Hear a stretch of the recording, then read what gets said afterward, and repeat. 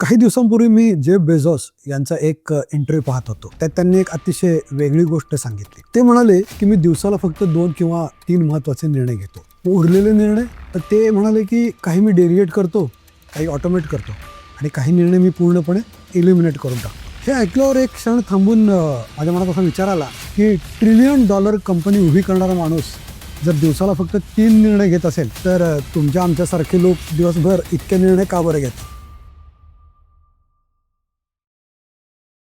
माझ्या आयुष्यात मला अनेक यशस्वी लोक जवळून पाहण्याची संधी मिळालेली आहे. मग ते सीईओज असोत, उद्योजक, कलाकार असोत, खेळाडू असोत किंवा टॉप प्रोफेशनल्स, आणि त्यांच्या वागण्यात मला काही कॉमन पॅटर्न्स कायमच दिसलेत.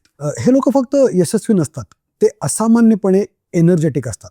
दिवसभर मीटिंग्स, निर्णय, प्रेशर, तरीही त्यांच्या चेहऱ्यावर थकवा दिसत नाही. हे पाहताना मला नेहमीच प्रश्न पडायचा, इतकं सगळं करूनही हे लोक दमलेले का वाटत नाही? त्यांच्याशी बोलल्यानंतर आणि त्यांचं बिहेवियर बारकाईने बघितल्यानंतर मला एक गोष्ट स्पष्ट झाली. त्यांचं गुपित हे वेळेत नाही आहे, तर ते आहे ते एनर्जी कशी वापरतात यात.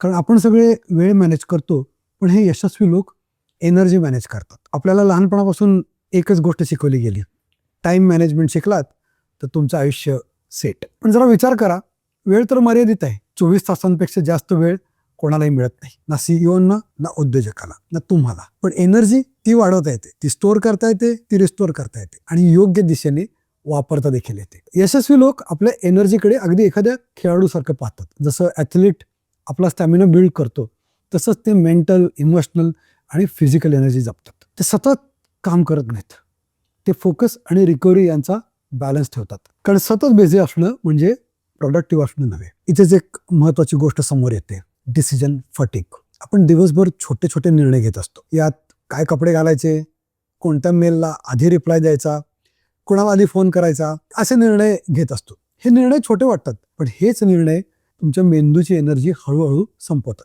आणि मग जेव्हा खऱ्या मोठ्या निर्णयाची वेळ येते तेव्हा मेंदू आधीच थकून गेलेला असतो. म्हणूनच जगातले मोठे नेते आपली डिसिजन एनर्जी फार जपून वापरतात. आणि म्हणूनच जेफ बेझोस दिवसाला फक्त 2 किंवा 3 हाय इम्पॅक्ट निर्णय घेतात. कारण त्यांना हे स्पष्ट माहीत आहे, प्रत्येक अनावश्यक निर्णय हा एका महत्त्वाच्या निर्णयातून एनर्जी काढून घेतो. यशस्वी लोक जास्त निर्णय घेत नाहीत, ते योग्य निर्णयांसाठी स्वतःची एनर्जी वाचवतात. आणि म्हणूनच अनेक मोठे नेते साधेपणाकडे जातात. बराक ओबामा जवळपास रोज ब्ल्यू किंवा ग्रे सूट्स घालत असत.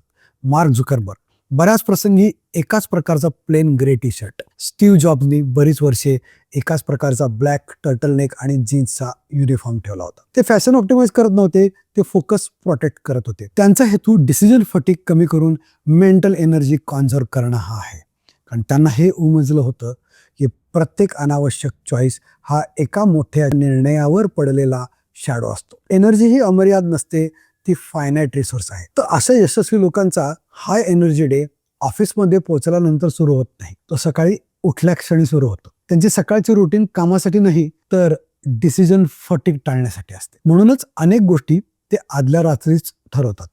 उद्या काय घालायचं, पहिलं काम कोणतं करायचं इत्यादी.